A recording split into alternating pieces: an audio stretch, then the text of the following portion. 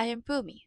I recently returned to playing RuneScape 3 after a very long absence and found myself feeling a bit like a fish out of water. So I've created a blog as a guide for myself and for others.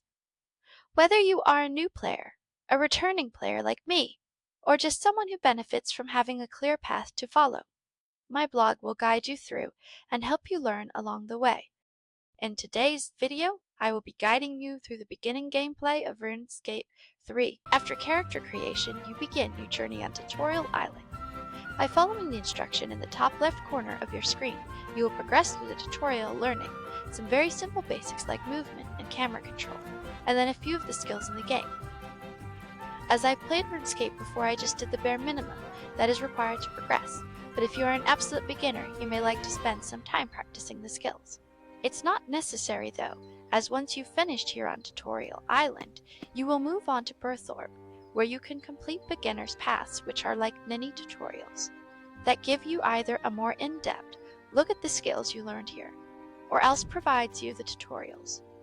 In the skills, Tutorial Island doesn't cover.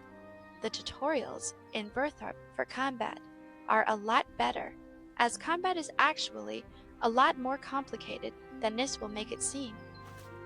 Thanks are your friends. Always know where the closest one is. I'm terrible for hoarding things. You never know when something will be useful, and having it on hand or in the bank can be a lifesaver. Year often, it might have sat in the bank for years before I need it, but that's beside the point. And we are almost done here. It took me around 10 minutes of gameplay to complete Tutorial Island.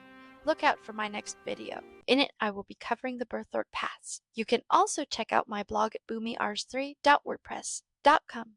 Keep your blades sharp, your spells ready, and your XP climbing. Until next time, adventurers, happy scaping.